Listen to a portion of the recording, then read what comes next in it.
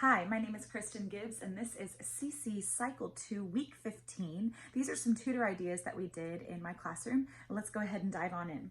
So starting off with our science, we have what are two forms of energy, kinetic and potential. And showing that into a little bit of further detail, we have kinetic potential. You can see the ball rolling down the hill, and potential, so kinetic is rolling down, potential is staying still. And so what we did is we mixed the two. Starting off, we did this song from Dragon Ball Z, and we started off with potential, and then we went to kinetic. So, what are two forms of energy? And then we're gonna go potential kinetic, potential kinetic. And one more time, what are two forms of energy? Potential kinetic. And then we switched up, because that's where I got the song from, was the Dragon Ball Z. But then we switched up to saying kinetic and then potential. And I had the kids run around the room and then freeze when we get to potential. So, what are two forms of energy? Kinetic, potential. What are two forms of energy? Kinetic, potential. And that's what we did for science.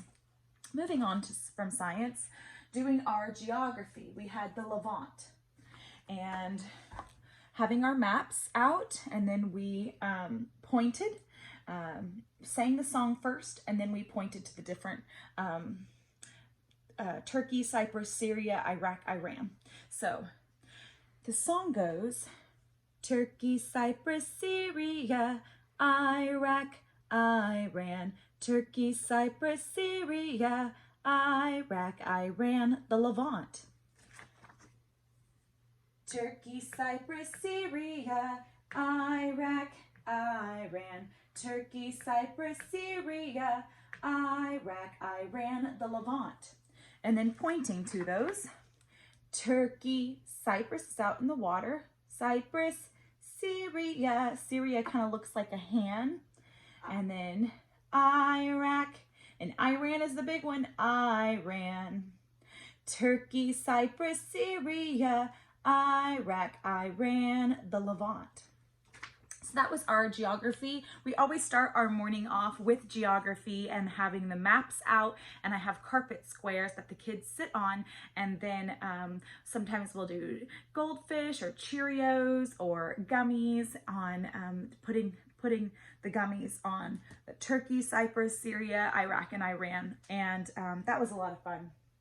Moving on to our timeline, we did Japan's isolation, Jamestown and Plymouth colony founded, Age of Enlightenment, circa 1650 to circa 1800, Hudson's Bay Company, the First Great Awakening, classical period of the arts, the 7 Years' War. And so that went like this. So we did Japan's isolation. We did like a dab. Japan's isolation. And then Jamestown and Plymouth colony founded. Age of Enlightenment, circa 1650 to circa 1800. Hudson's Bay Company, the First Great Awakening. And then there's a rooster that goes cock-a-doodle in the sound, so we can have the kids do that. And then classical period of the arts, the 7 Years' War. And that was our timeline. Moving on from timeline, going into our history, tell me about World War I countries. During World War I, Great Britain, France, and Russia were allies and fought against Austria, Hungary, and Germany, which were called the Central Powers.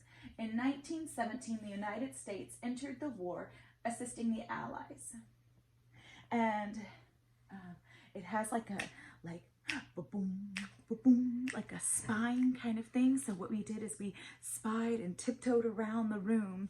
And during World War I, Great Britain, France, and Russia were allies and fought against Austria, Hungary, and Germany, which were called the Central Powers.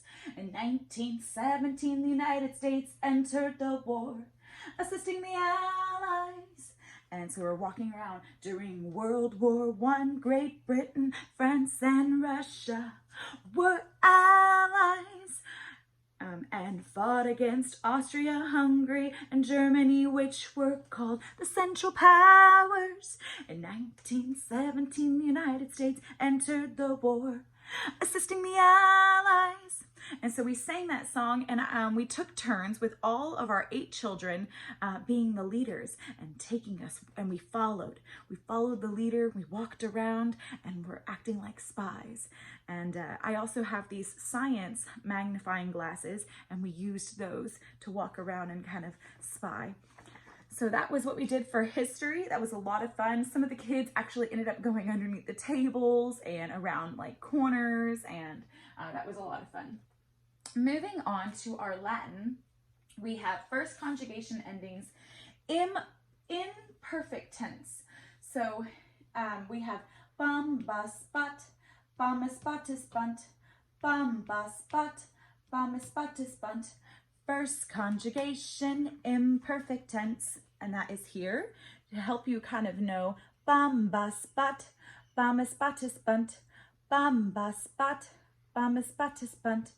And we did kind of like head and shoulders, knees and toes. So bamba spot, and then we kind of shook our bum, bama spatis bunt, and then bamba spot, bama spatis bunt.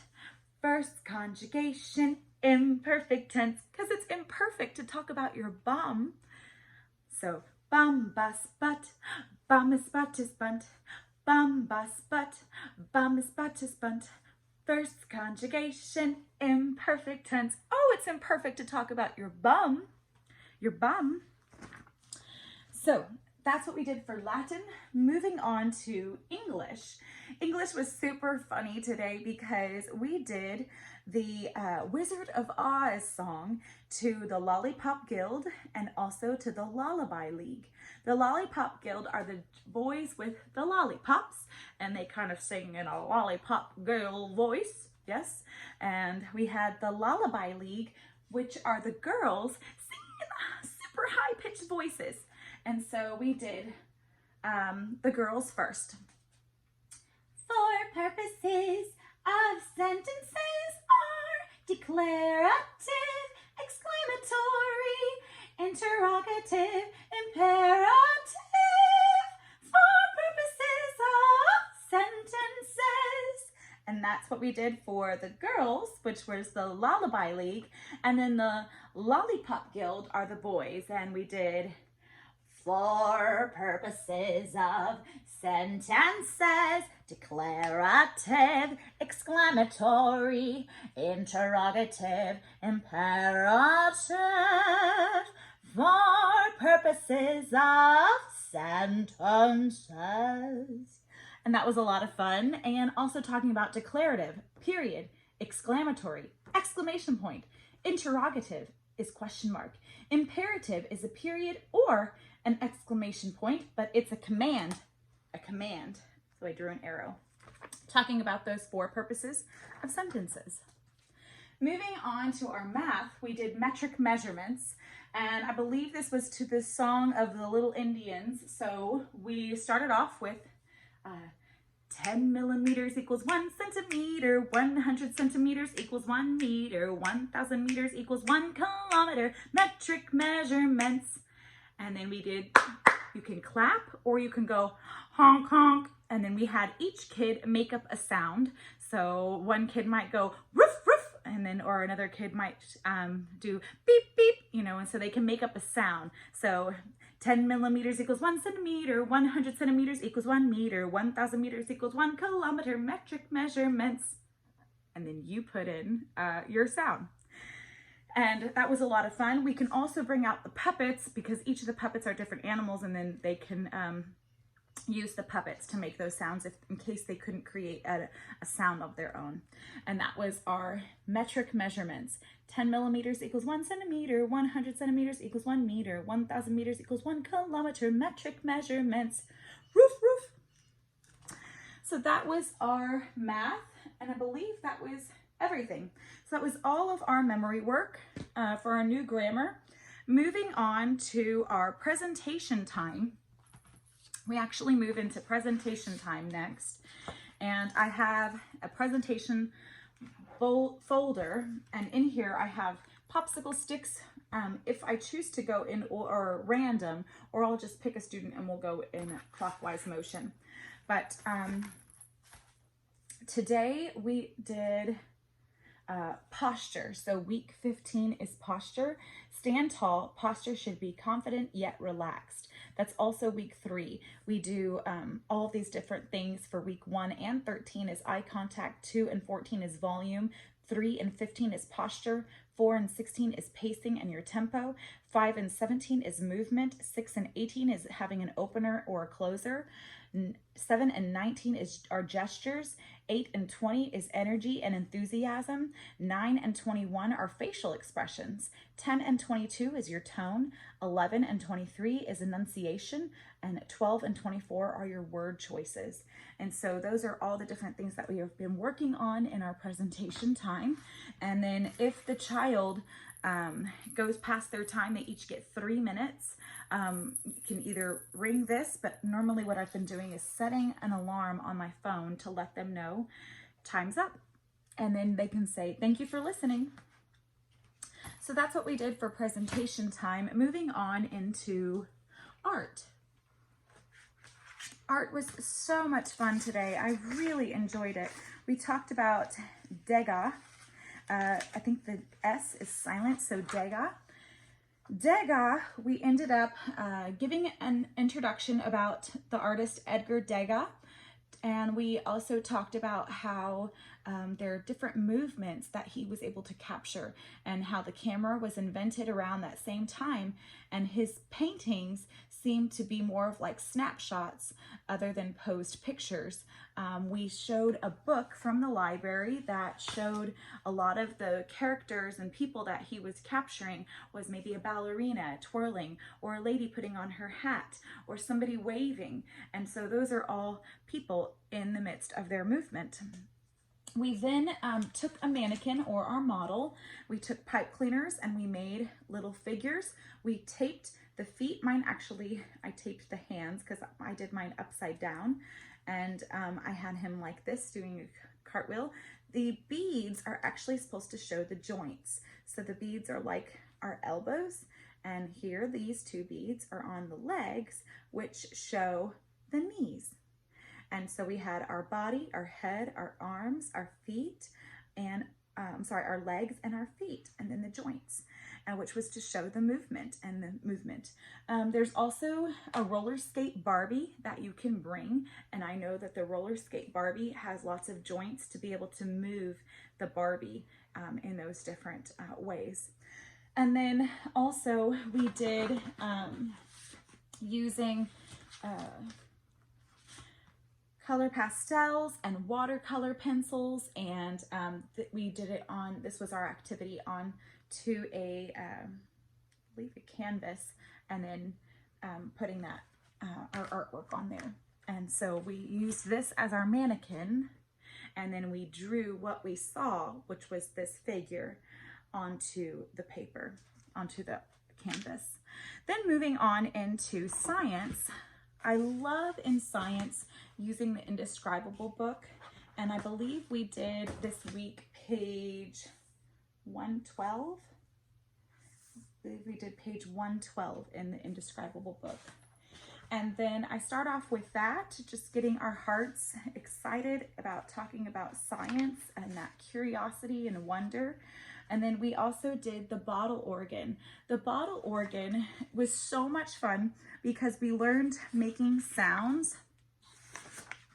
And so that's kind of what it looks like. but it was to demonstrate how frequency affects the pitch of sound. We tapped each bottle that was poured with different amounts of water in each bottle. So we poured all different amounts of water into the bottle, then we gently tapped each bottle with the metal spoon. And we noticed that there were differences in the pitches that were produced when we did that. The bottle with the most water had the lowest pitch, and the bottle with the least amount of water had the highest pitch. Sounds are made by vibrating objects. The number of times the object vibrates move back and forth. This is called frequency of sound. As the frequency increases, the pitch of the sound gets higher.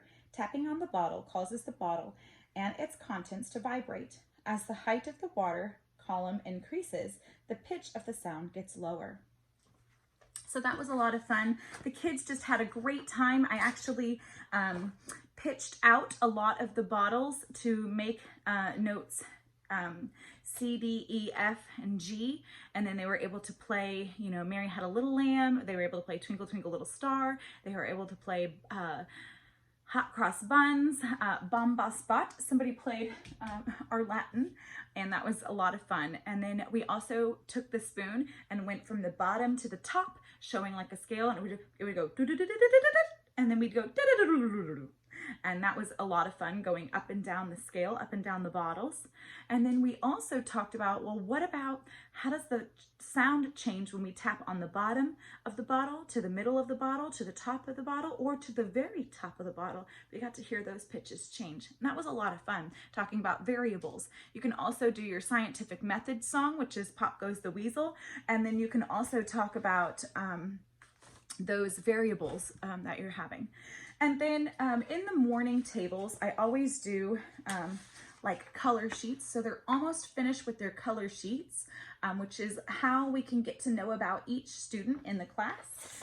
And they look like this at the beginning of the year. They're blank, and it can tell me about who they are, their favorite things that they like to do, and then also the kids. We also have prayer boxes, and we start off in prayer, and then we also have scripture cards, and those are a great thing to start off our day. For review, we did musical chairs, and then we also did a workout session. I have these like lunges and crunches and push-ups and circle arms.